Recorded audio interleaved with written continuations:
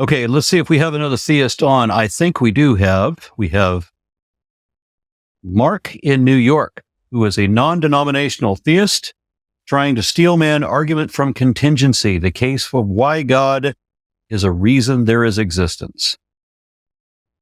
Mark, you're on the line. Indeed. Thanks, man. Yeah, so this is one of the arguments I've been kind of taking a closer look at recently, and I've heard some objections. They're a little Mark, sorry. I'm getting audio issues on my end, and I'm trying to record you. Can you just? Is there anything you can change? Yeah, I took it off. Can you hear me now? This is incredibly better. Thank you. All right, I'll shut up. Yeah. All right, sorry about that. So some of the objections I've heard to the argument are very deep in the philosophical weeds. So I was curious what your thoughts were on it, Aaron, and if you want me to present it, I'm happy to do that. Okay, so the basic idea is that God is the reason there is existence. If that's the argument, then this God is incompetent. Yeah, this God is utterly incompetent. So, a God being the kind of God can do what? He may be. What? Say day? No, I said in response to your point that he may be incompetent, I said he may be incompetent. But okay, gotcha. Right. Yeah, well, so here's the problem. If I were a God and I'm going to create a universe, and the purpose of my creating this universe is for life, there's a number of ways I would do that, and it wouldn't look anything like it does. For one thing, I think I would create an eternal plane. And in that eternal plane, you can travel and travel and travel, and you'd never get to the ends of the earth because it's infinite. I could make my world an Mobius strip that is itself an Mobius strip in another direction, in the right angles. So it would just be eternal everywhere. And we would have life everywhere. That would be one impossible goal. I'm sorry, what? What would be the advantage of that? Is the purpose of the universe for life? If the purpose of the universe, creating the universe, is to create life, then I don't think it's not an absolute. It's not to maximize the amount of life. It's for there to be. So by the purpose being life, then this God has created a desolate world on which we have a single glass of water with a beta fish in it. Why would you need anything more than that?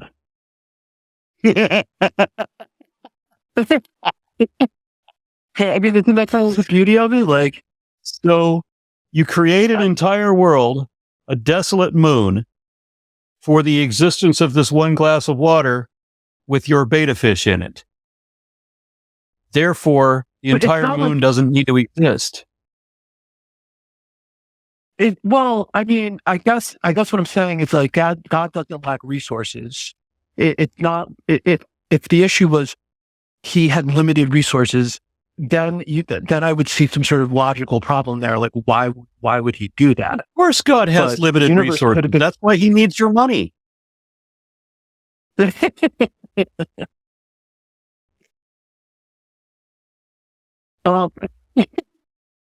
So is that your strongest objection to the argument, or? I think that's the only one necessary. So God creates a universe 78 trillion light years across, and we've got the one glass with the beta fish in it. Clap, clap. I mean, good job, God. So you created an existence that is totally useless. It's full of empty spaces, full of boiling poison, and all of this everywhere. But you've managed to fit in all of that the one tiny little bit of life. And the only reason we don't have more life is because why would we need more life, right? So let's just create all this empty, useless, poisonous, deadly space, trillions of light years across, all poison and death everywhere. But we're going to use the excuse that because we have this one tiny rock, less than 8,000 miles across, that temporarily we have life on, that's the reason the universe exists.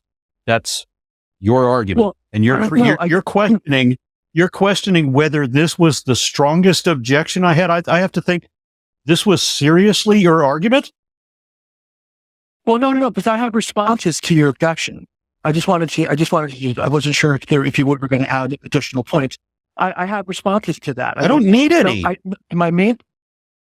Well, no, we do, because it sounds like what your objection is based on, and you might find this helpful, maybe not, you probably heard it before, but it sounds like what your objection is based on is that there is no good reason. And what I'm saying is we don't know that. There could be aesthetic value in the size of the universe to God.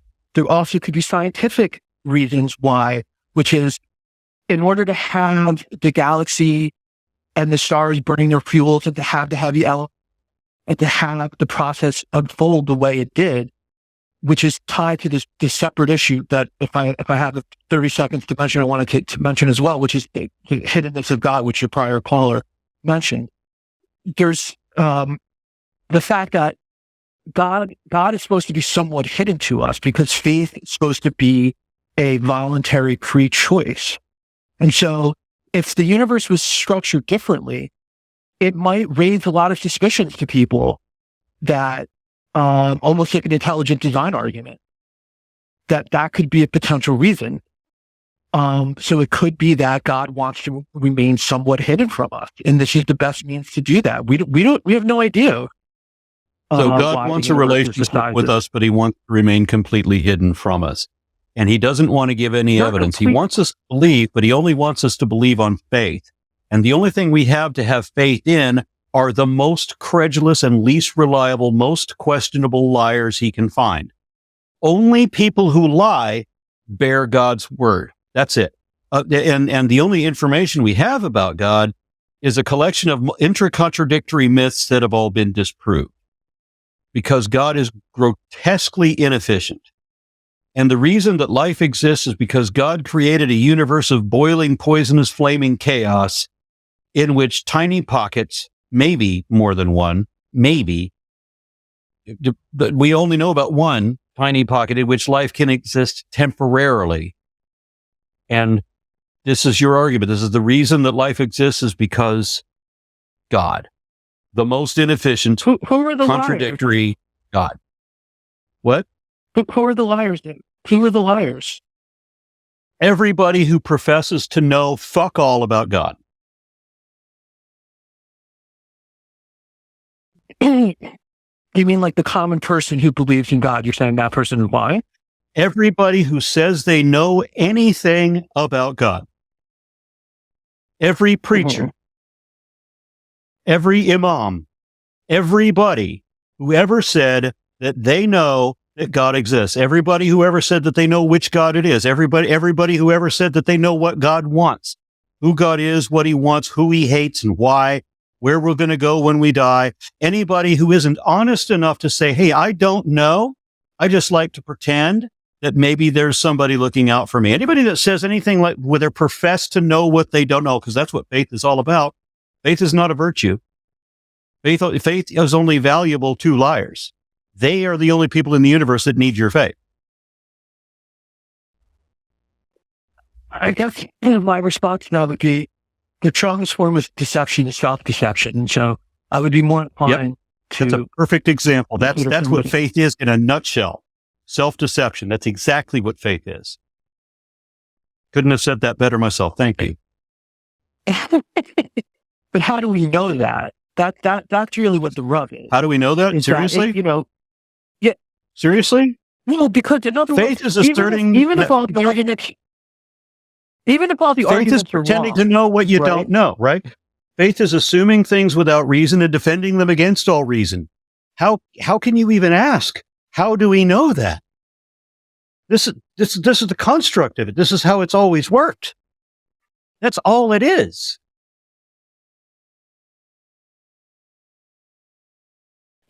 I guess what I'm saying is, like, even if the arguments are not strong, even if people are deceiving themselves, it's still something that, in a sense, lies beyond. Like, science can't answer that question.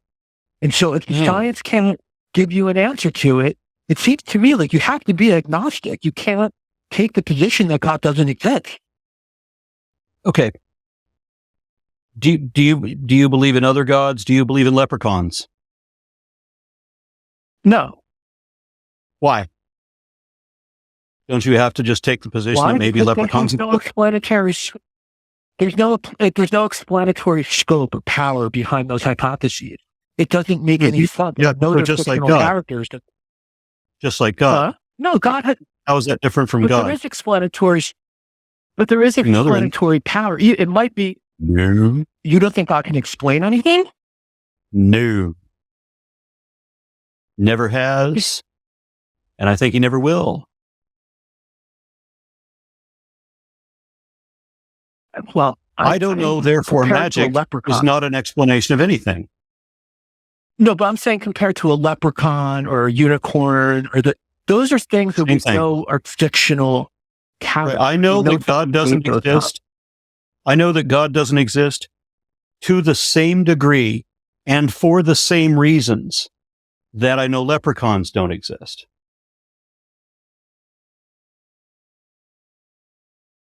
That sounds very unlikely to me. I mean, there's certain mythology that we could trace.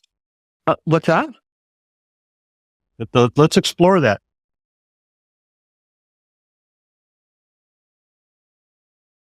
What, you want me to respond? I want you to continue. Yes, and I think you'll accidentally draw the lines and recognize what you're saying. Yeah. So, no. Sorry, it's just because there's a little delay. There's certain mythologies that we know are fictional characters, so we could trace them back to certain time periods, or you might not be able to put it on a specific author. But God is something that even if there was no mythology behind it, if modern history started now, somebody would posit God because it's a metaphysical hypothesis. It's not just some mythology.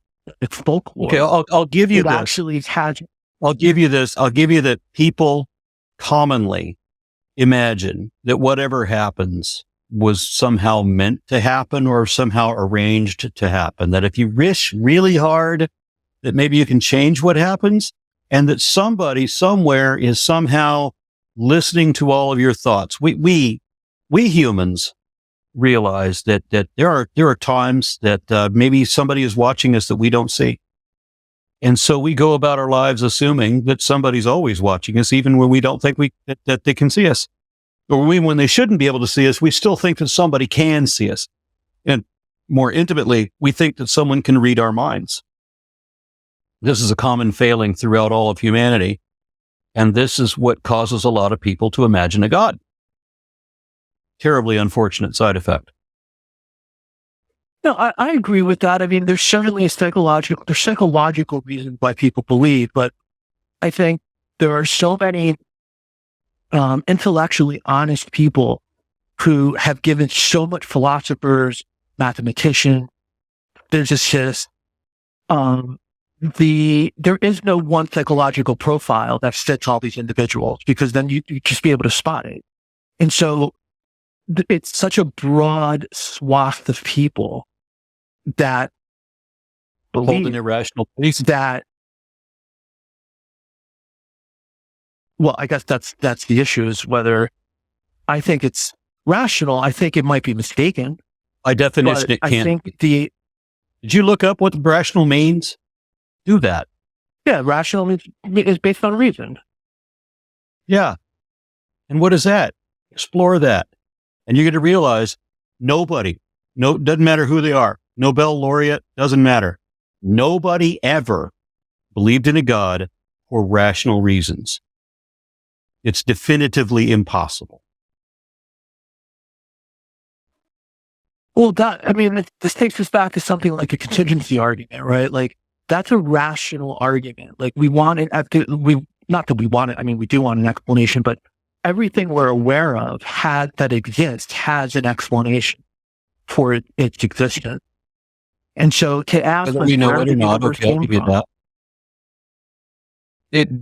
I'm of the mind, according to I've had the good fortune of talking to a number of cosmologists on this. The universe didn't come from anywhere. The universe always existed. The universe always existed. Even if it always existed, it would still require an explanation for its existence. I don't think its infinite duration negates that, right? Because you would still be justified in asking, what is the explanation for its existence? Like the fact that the path maybe goes back infinitely, does that really take away a need for an explanation? You're still left wondering, where did this all come from? Why? If it always existed, then by definition, it didn't come from anywhere. Well, so you're saying it exists necessarily? Because I think those are two different things.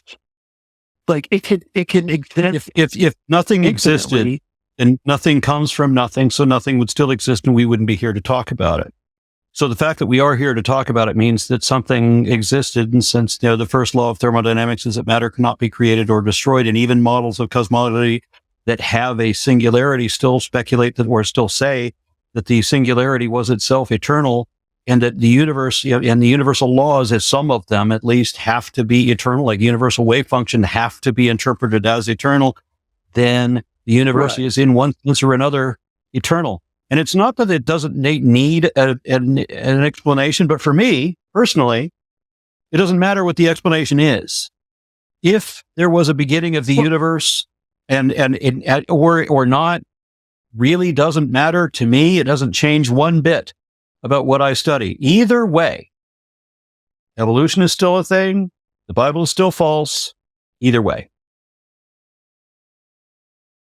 Well, it's interesting you brought up the quantum wave function, because this is a point that actually gets discussed in some of the theist circles, because it's essentially that almost turns into a design argument.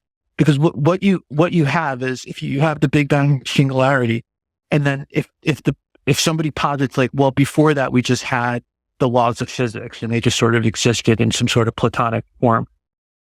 In a sense, like what there's something called like the Wheeler-DeWitt equation. And in order to solve that equation, you need to put in constraint to generate the universe that we have. It effectively becomes a design argument, because somebody has to go in and to generate the universe. So we need something to create the thing that was never created. So we need to create someone to cause the thing that was never caused. It just it seems more rational. No, because what I was going to say is math is usually math doesn't cause anything. Math is just a description that we put onto things. But I wasn't talking about math. Just a way. Well, I meant like with the notion of a God. Right. So we're arguing for the notion of a God. Yeah. And you're trying to say that that's rational, that in some way, belief in a magic invisible man who caused the thing that was never caused, who created that which was never created, is somehow rational to assume, when not only is there no evidence for such a thing, but all we have are logical contradictions. All we have are frauds, falsehoods, and fallacies, yet coming from liars in its support. And that's it, and that's all, and not anything else. How is that a rational argument? Well, I think you feel that way because you don't think there is good evidence for it, but show me good evidence. Justified. Be the first person in my 25-year career of arguing with theists every damn day. Be the first person to show me good evidence. Well, I guess it depends on what, I mean, all I mean by evidence is anything that has a tendency to make a fact of consequence more or less likely to be true. So it's not, I don't consider evidence to be some big thing. It's just anything that makes something else more likely. And, so my definition of evidence, the simplest definition that I've ever seen, the most succinct that I've ever seen is a fact that indicates. So a fact means we objectively verifiable data. We both agree that this thing is true. We can both show that this thing is true. And then it is positively indicative of and or exclusively concordant with one available position or hypothesis over any other. It has to be indicative. So show me a fact that is indicative of your God. I've already listed several that contradict your God. Give me one that promotes it. I think existence is a fact that runs some tiny, I would say 0.00%, but some. I'll agree with you on the first part. Yeah, the 0.0, I'm totally down with you. That's how much support I agree with. You don't think existence at all requires any explanation at all? I think if there was an explanation required, it would not be a magic imaginary man. But why are you excluding that hypothesis like ex post? You know, it almost sounds like you're not open to that as a hypothesis. Okay, so anytime we didn't have an explanation for anything, right? Was it ever justified? Ever in history, was there ever any time, any instance when I don't know, therefore magic was an acceptable answer? No, of course not. That's where we're at. But perfectly rational. But like, and you're actually a great person to mention this too, because I know you're very strong in the biological realm. Stephen Meyer, and I'm actually blanking on the other guy. Oh, John Lennox, who's a professor of mathematics at Oxford, and Michael Behe, I think his name's pronounced. Anyway, they're intelligent design proponent of sorts. Well, that's arguable. Lennox, I don't know. Yeah, they are design proponents, but I've heard their arguments, and I would argue that they're maybe not as intelligent as they want to make themselves out to be. Stephen Meyer, for example, recently tweeted an upcoming debate that he's having with me that I had no information about. I didn't even know.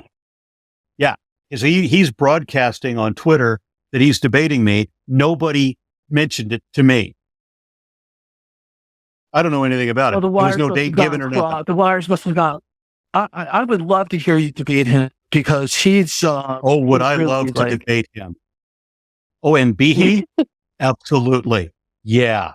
Let me have him. That would be so much fun.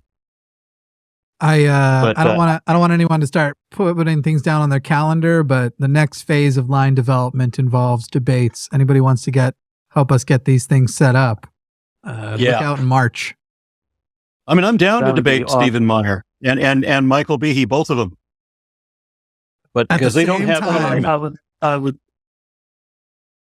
would love that. Meyer, signature of the cell, actually, like I was just trying to look this up earlier today. Like in one of the appendix, he puts like a list of what's the predictions that he thinks like would be more likely to be true, like under the intelligent design model. So he's really attuned like into the scientific method, and he's not a creationist. Except that intelligent design doesn't have a model. It really doesn't. Science can't. It's the postulation that they propose that science can't explain something science has explained. Therefore, magic. That's their argument. I will give Stephen Meyer one caveat, one credit. He recognized that some of the evidence that was being promoted by other evangelicals, other ministries and so forth was fraudulent. He was very hesitant about making the statement that, for example, the Inca stones that were proved to be fraudulent by the Peruvian dentist that was paying people to make these fake rocks with the carvings on them so that he could sell them to ignorant tourists. Stephen Meyer, I'm pretty sure it was Stephen Meyer, made the admission that some of them are authentic. Some of these rocks, these stones with the carvings on them, some of them are authentic. But he said, it was so funny the way he said this book. I think the ones that have flying saucers and dinosaurs on them are fakes. Well, I'm glad that you think that. How very tentative is. But yeah, they don't have a good argument at all. And Michael Behe, I delighted in following the whole Kitzmiller versus Dover thing when he was on the stand. When he makes these arguments that science will never explain this, that, or the other thing, and then the witnesses stack a book, a 58 book high, 58 books high stack of explanations of the very thing that he said science will never explain. And his response to that was to dismiss it. He wouldn't admit that he was wrong about anything ever, because creationists never do. That's what faith is all about. Never admit when you're wrong. That's another summary statement about faith. Believe things for no reason, defend them against all reason, and never admit when you're wrong. Pretend you know what you don't know. Faith is the most dishonest position it is possible to have. There's no way to make faith more dishonest than it already is, unless you're a professional apologist. And Stephen Meyer and Michael Behe both are. No, they're not really professional apologists. They actually. Oh yeah, they are. Yeah, they are morphed into that. But it's that like Behe is a perfect went to UPenn, he has his PhD, and he's a professor at I'm saying that they don't have degrees. I'm not putting Behe and Meyer in the same category as Dr. Karl Baugh and Dr. Kent Hovind. I'm not saying that they're like, the guys with the made up degrees entirely, that they just call themselves doctor when they like Karl Baugh, for example, imagined the university that he got his degree from. It never existed. Kent Hovind at least sent $100 away to order catalog to get his degree. My only comment about that court case is just, and the judgment might have been correct substantively, but we don't want court deciding what science is and as a general matter. I mean, I'm not saying in this particular case, but we don't want to leave it up to a judge to say this is what, because that judge ruled that way, therefore because I've heard that put forward as no, intelligent design is false. The judge ruled against them in that court case, and it's in that court case, intelligent design was ruled to be was shown to be a criminal conspiracy to get around the law against teaching creationism in school. It was deliberately fraudulent. It was concerted to evade the law. It's specifically to evade a 1987 Supreme Court ruling. So it really was a criminal conspiracy. And that's all that's all intelligent design theory is. It meets exactly none of the criteria of a theory. They don't have a model. All they're about is denying science in order to promote the idea that there is a God. No, I think they do. It's the panspermia model, right? That life proceeded through. It doesn't have to be God. It could be another intelligent. No, intelligent design does not include that. And Dawkins said as much in that another grossly fraudulent movie that I forget what the guy's name is. Yoler. Whatever his name is. I forget his name now, but he did this clever editing on that. He asked Dawkins for an explanation where the answer is intelligent design. And given the parameter where the answer has to be intelligent design, well, since there's no God, then the only thing we have left is, aliens would have to be the only intelligence since there's no God. And then Ben Stein made the allegation that Richard Dawkins believes that the planet was seeded by aliens. No. He doesn't. That was never argued. Ben Stein is a professional liar. That's what apologetics is. Everybody who is a professional religious apologist is a professional liar. All of them, no exceptions. I want to be very clear on that because I expect that I'm going to be debating these people.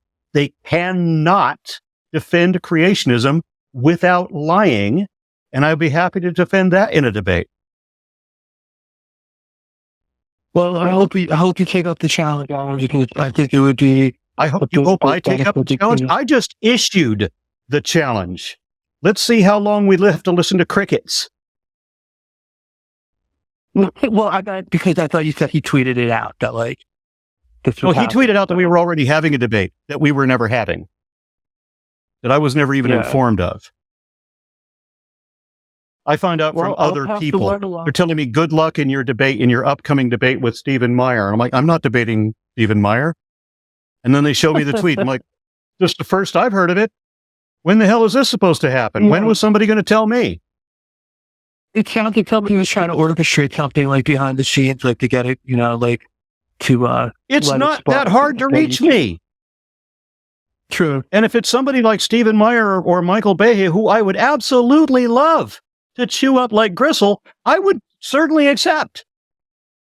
And unless I want to debate it, it really doesn't matter who the person is. It matters what the topic is. I want to debate a topic that can be won. So I mean, it's how the question is worded. I'm sorry, what? Would you read Meyer's books in preparation for that debate? No, I don't think I would. For one reason, I just flat out don't have time. When I do debate somebody, when I have done a couple of promotions for books for authors where I have to take the time out to read a book, but I don't read fiction. I actually have to because I do the Book of Mormon series and I do the Blasphemers Bible series, and I just did for 3.5 years. I did the Quran series, so I do read fiction, as part of my job. But I would rather not befuddle myself with fictional writing. So I don't like to read creationism. If there was any truth to it, then my associates would have brought that forward to me. They would have showed me, hey, this actually is true. Oh, really? Well, let me look into that. Let me reconsider myself. But that's never happened. I don't think it ever is gonna. Well, there's a lot of, in the academy, there's a lot of bias against it. Like, even the word creationism is such a loaded term. Like, they don't call themselves creationists. Well, I know they call themselves intelligent design theorists, which is the same thing. Yeah. So, in the court case, what they revealed was that there was a book called Of Pandas and People that originally gave a definition of creationism, and then Barbara Forrest discovered the pre-1987 version of Pandas and People and the post-1987 version, because that was when the Supreme Court ruled that it was illegal to teach creationism in school. And she discovered that the textbook that Stephen Meyer and Michael Behe were both promoting was exactly the same textbook. They just had 2 macro commands to change the word creationist to intelligent design theorist and creationism to intelligent design. That's all. That's what it was, a macro command to change both of them. And the result of that was that it was a misspelling because, hey, they're creationists, so they don't know how to spell things. And so one of them came out with, the macro command was confused by the misspelling, and it said C design proponentsists because it didn't make the correction correctly. And it showed the change was deliberately deceptive. They were trying to fool people on purpose with an out and out lie. It was a criminal conspiracy to get around the law against creationism in schools. Right. Well, the reason I said that is because when I was in college, I actually did my thesis against teaching creation science in high school science classrooms. I kind of took the position like it's not science. If you want to teach it in some sociology class or religion class, that's different, but it shouldn't be taught in the science classroom. And when I used that term, especially back then, I mean, this was a while ago when I was in college, the term, there was this concept of like creation science, like it was an alternative explanation, like a myth story about how life got started. And it just didn't go anything beyond that. Like there was just no structure to it at all. And intelligent design, like they include the panspermia hypothesis within the intelligent. Like Meyer, you're talking about directed panspermia. You're talking about directed panspermia, which also doesn't relate to this. But when you say just panspermia by itself, you're talking about something that's very different and also unnecessary. So I get a little bit confused as to why you keep bringing it up. Yeah.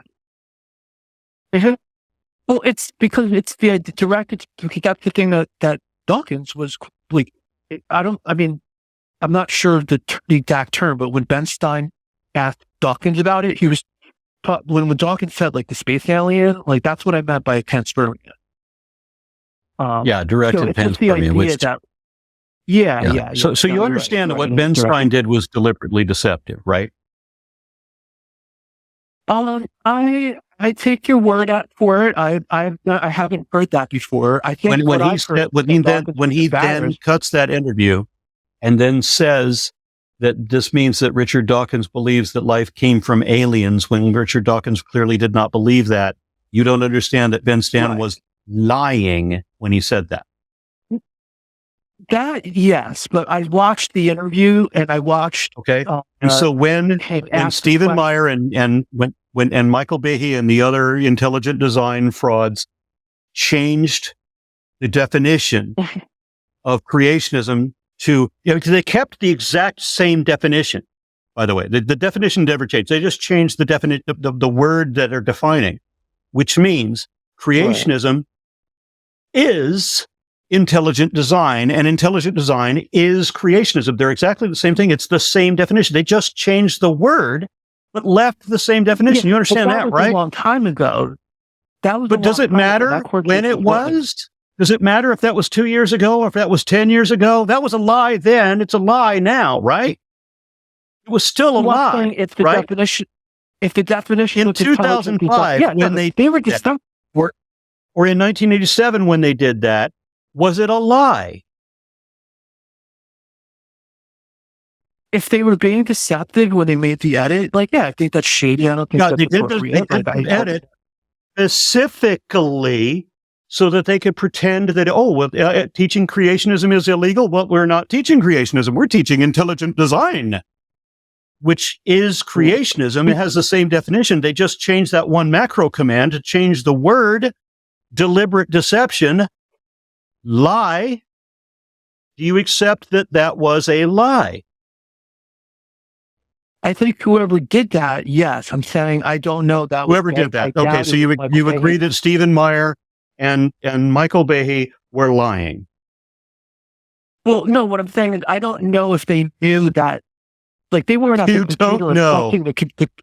If the book that the Discovery Institute was promoting, before and after the macro change, before and after the Supreme Court ruling, you don't know if the Discovery Institute knew what the Discovery Institute was doing when the Discovery Institute demanded that they make that change. Mm-hmm. I'll take your word for. I'll take your word. You sound like an honest person. I take your word for it. So, I'll look into it. And as I told you, there's no way to defend creationism honestly. You have to lie to defend creationism. Every argument for creationism, and by that I do mean intelligent design because they are exactly the same thing. You have to lie. There's no truth. Well, again, this goes back to whether it's self-deception or lying, because lying implies doesn't matter. A purposeful. Show me the truth to it. What's that? If you can't show me that there's any truth to it, then there is no truth to it, and we're done. Yeah, no, I know. Well, I mean, look, I think it's something you seem to have the position that reasonable minds cannot disagree on this, and that's just not the position that I have. I think that informed, that is my position. People could just right. That is my position. Yes, we're at 40 minutes. So you all know. Yeah, and we're not getting any. We're not getting anywhere. No, but it's helpful to me to have this conversation. So I'm thankful for that. I would suggest I've made a couple of videos where I've asked for people to present evidence of creation. If you think it's a rational position, come up with a reason that qualifies as evidence. Show me the truth of your position, or admit when you can't. Creationists can't admit that they can't substantiate their claim. They want to put everything off on the other person. They want to shift the burden of proof. They want to say, well, you can't prove there's no God. I don't have to. You can't show me there's any truth to the assertion, so we're done. If evolution, I know this term rubs people the wrong way, but if the macro evolutionary theory was sort of disproven, where would that lead you? It's in terms of the science. And I don't think you're understanding the term at all. Macroevolution has already been clearly demonstrated and directly observed and documented to start with. But if evolution significantly, some capacity of evolution was disproved, there still wouldn't be any evidence of God. If evolution were disproved tomorrow, the Bible was already disproved yesterday. There still is no evidence of God. it wouldn't make that claim more likely to you in any way. No, the Bible's still wrong. God is still wrong. God is still a lie.